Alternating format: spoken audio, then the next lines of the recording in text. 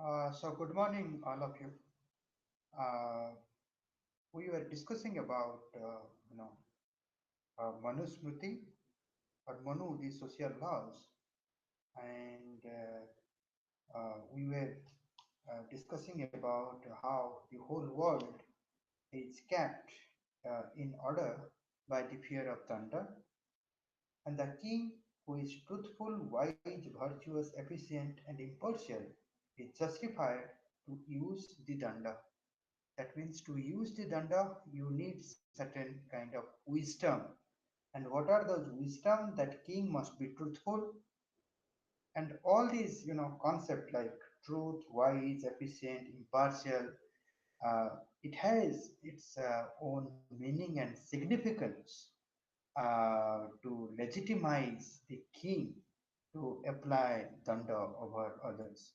So basically, the king needs to do his Rajadharma, and to do the Rajadharma, all these attributes are actually necessary for the king. And on the other hand, the king who is corrupt and deceitful is also destroyed by the same danda.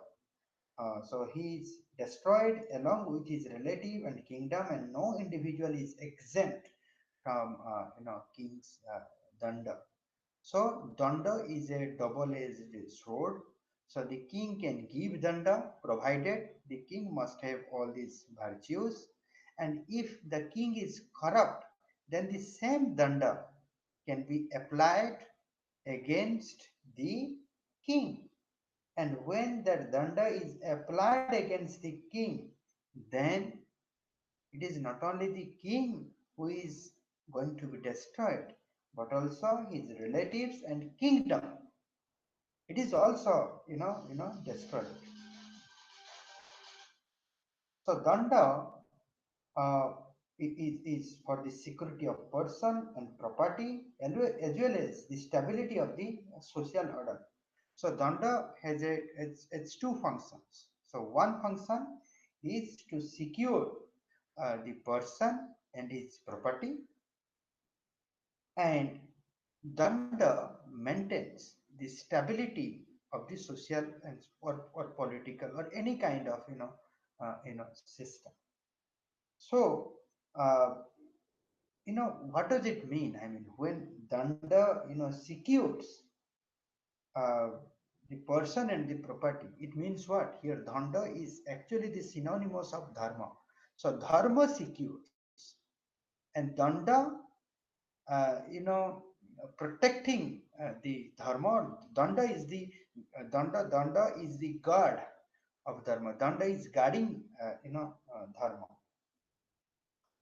Power and force should be used judiciously after ensuring that the punishment is given only to those who actually found guilty, with the intention of correcting them and at the same time serving as a warning to the other. So, the significance of danda or power and force, it should be applied in a judiciously. It should be applied judiciously, and when it will be applied now, when the one is sure about the culprit, one is sure about ki yes, somebody has violated uh, uh, dharma, or somebody is doing the adharma. Once you are sure about somebody who is found guilty, then danda can be applied. And the intention of danda is to correct the individual, not to punish the individual. So that is very important. And at the same time, danda also warns, gives a kind of warning to the others that if you are not uh, you know uh, doing you know uh, dharma, or if you are doing adharma, then you are going to face such kind of consequences. So that is it's giving a kind of warning to the others. In the seventh chapter of the Manusmriti, There are eight types of duties for the king. Some duties are concerned with income, some duties are concerned with expenditure, and some duties are concerned with maintenance of the conduct of the personnel, and uh, uh, some duties uh, uh, you know uh, is relating or some duties is actually relating to the building of roads and durga or forts and buildings ties with the allies, and that is very important. Now building ties with the allies is a very important function of the king. There is several functions, but creating ally, creating friendship is very actually it is very important. Then the king must treat all subjects equally and be free from any kind of apathy towards any section of the people except the guilty. I mean, for king, everybody is equal. And today, what we call equality before the law or equal protection of law. Manu was telling all this legal equality, equality before law, equal protection of law at his time, and for him everyone is equal in the eyes of king except the guilty. I mean, a criminal cannot be equal with a civil individual in the eyes of law. The king should always take the counsel of learned individual. Learned individual means the power should consult the knowledge. That is Manu. So for Manu, power should consult the knowledge, because knowledge is nothing but uh, it is a virtue or wisdom, and when power is guided by the knowledge, then uh, it creates a welfare of individual, welfare of the society, and welfare of the system, or it creates a kind of good life in the state. And today, you can take the example of Odisha, the ordinance, higher education ordinance, and you will find that how the power is trying to taking a prevalence over the knowledge. And there is also problem. There is a integrity crisis in the academics or in the knowledge system, or those who are representing knowledge. They have certain kind of crisis in their personality, and as a result the power is trying to create a undue prevalence over the knowledge. And this power is with under the I'm taking the risk. I mean, power is always related with politics, and politics is increasingly becoming dirty by this side or that side, and one side is not accepting its fault, rather than it is identifying the fault of opposite side. So if you see the allegation of political parties, then you will find that how dirty they are. So in a dirty politics, the power is being operated, and power is having a undue influence or prevalence over the knowledge, and knowledge is facing a crisis in personality, identity, integrity. So that is the system today we are facing, or this system is operating today with us. And from that, I think you may not expect any constructive thinking or constructive action. So maybe Manu knew it, the danger of such kind of today's practice. Maybe Manu knew it earlier, and that's why Manu said that king should always take the counsel of learned individual. The most important duty of king is to defend the rajya, the protection of the kingdom or the state. It is the most important duty of the king. Uh, It is also his duty to support and look after the helpless, aged, disabled, pregnant women, widows, orphans, and those suffering from diseases. Now, this is very, important because Manu has talked about, multiple, marginalization. So, marginalization today, we give much more importance on the caste and the gender. But Manu talked about uh, that the marginalization is also possible taking into account the helpless situation of the individual. Right? There are various situations, and one is helpless situation, and other is a very prevailing situation. So a person who is in the helpless situation, he is also marginalized, right? And marginalization on the basis of aged, uh, age means old age. I mean, today you see the condition of older people and the kind of behavior they are getting from their own children, and disabled people. I mean, marginalized, physical disability is there, reservation is there, but the importance we give, marginalization relating to the caste and desert disability is not getting that kind of attention. Then the pregnant woman is also one kind of marginalization. So the state must give special uh, kind of treatment or privilege to the pregnant woman. And what is the significance of the pregnant woman? Now, pregnant women are those women who have taken the responsibility of maintaining the very purpose of the God. Even the state needs individual and citizen. And from the pregnancy, the state gets its citizens, individuals, subjects. And from the pregnancy, the purpose of the God in maintaining the whole universe or whole, living beings is also, gets, satisfied.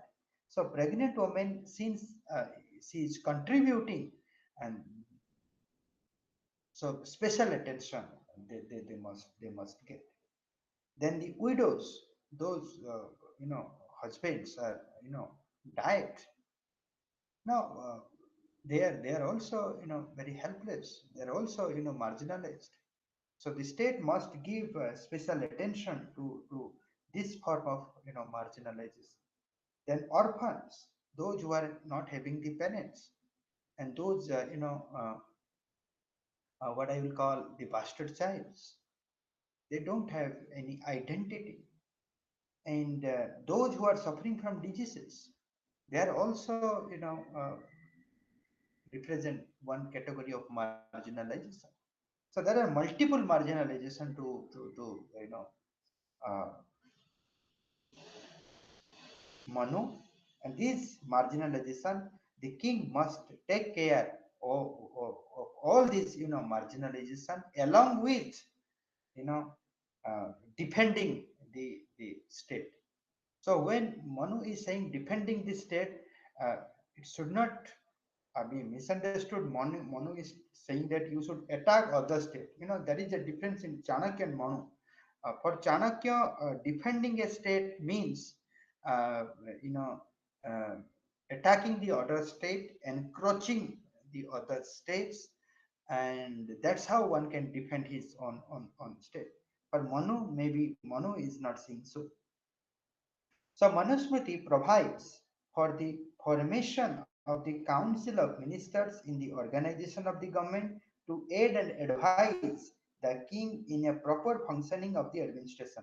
The text absolutely forbids arbitrary and despotic rule of the king. And today, we have a prime ministerial form of government where there is a council of ministers, there is a cabinet, and they advise the prime minister, and prime minister has to function with the advice of the council of minister, and that's the today's democracy uh, functions. And Manu, in his time, he has also said that there should be a council of ministers. and they must advise the prime minister. Prime minister must work on the advice of council of minister. The prime minister cannot, have a arbitrary and despotic rule. So, in a sense that this particular respect, the council of minister advise and non-arbitrary rule of the king, that represents the sense of democracy. So Manu has talked about democracy in connection to how a king should govern, and the number of ministers varies between 8 to 10 according to the importance of the portfolio. So in each and every portfolio, for example, education is a portfolio, home department is a portfolio, army is a portfolio. There are so many portfolio. The foreign ministry is also a portfolio. In all portfolios, there must be minister more than one. In some portfolio 8 ministers, some portfolio 10 minister. It depends the importance of portfolios. The minister had to be learned, efficient, and well acquainted with various problems they might encounter. And what should be the qualification of the minister? Now minister has to be learned. Unlike today's politician, how many learned politicians are doing politics today? When I'm saying learned politician, that means politicians having the virtue, politician having the guts to resign from the post.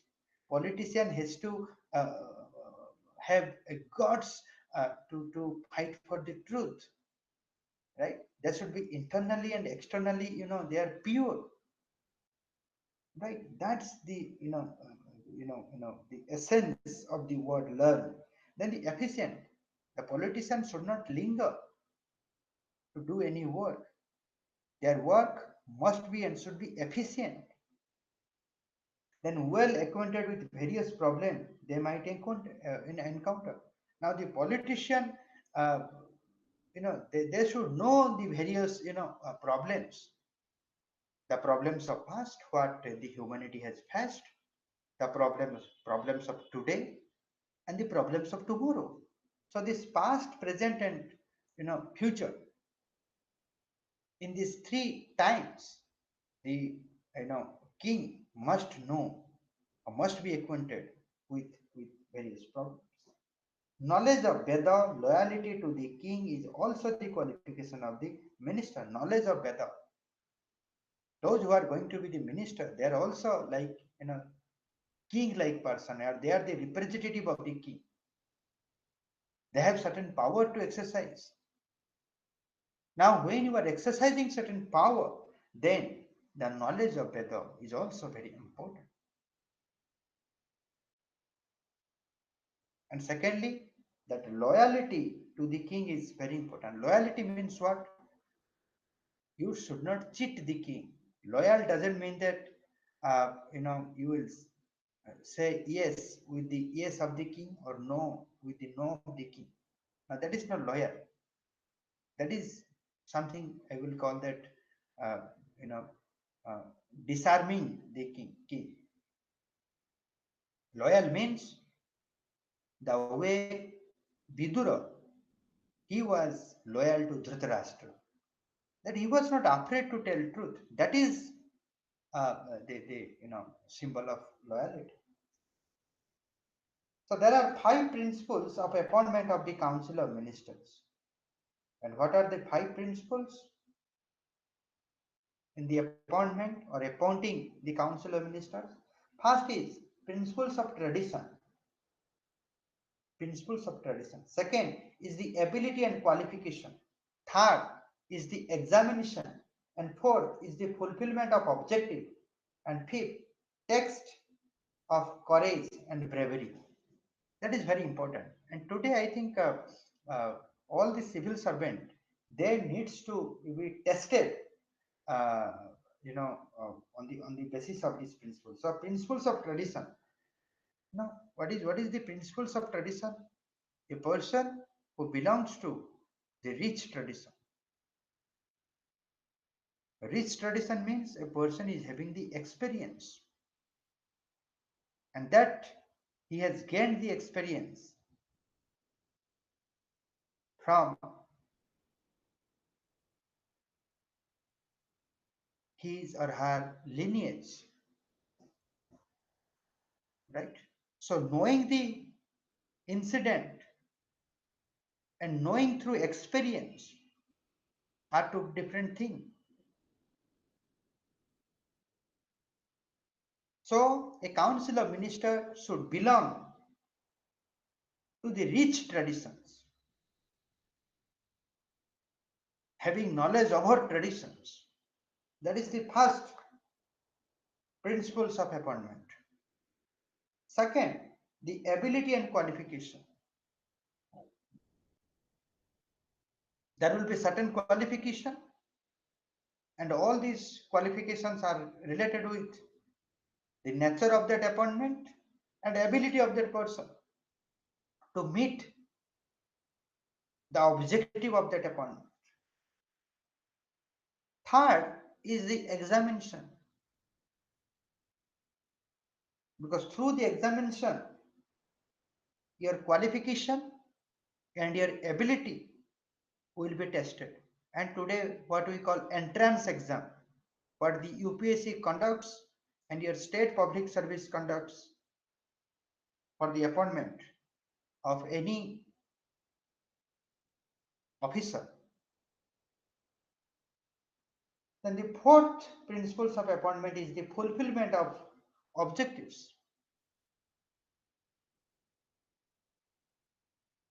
Whether your appointment is fulfilling the objective of that particular post or not. Suppose you are having ability, qualification, you crossed the examination, you belong to a rich tradition, you have knowledge of a tradition, but you are, you know, not satisfying or fulfilling the objective of your appointment. Then the text of courage and bravery. To hold any official position or to become a minister, you must have the courage and bravery. You must have courage. You should not be afraid. You should not think about whether your job will be there or not. Your job is to satisfy the objective of your appointment. Your job is to tell the king, like Vidura, he was telling all the truth to the Dhritarashtra. And if you have seen Mahabharata, then many times Dhritarashtra has said, if you were not my brother, I would have cut your head.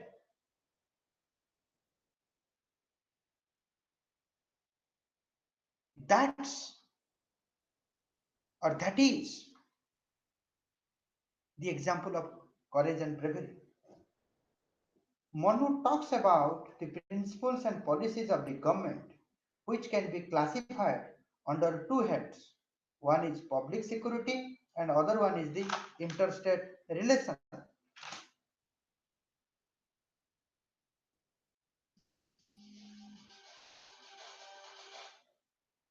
Manu talks about the principles and policies of the government, which can be classified under two heads. One is the public security, other is the international relation, right? So we discuss it in the next class. Okay. So thank you very much.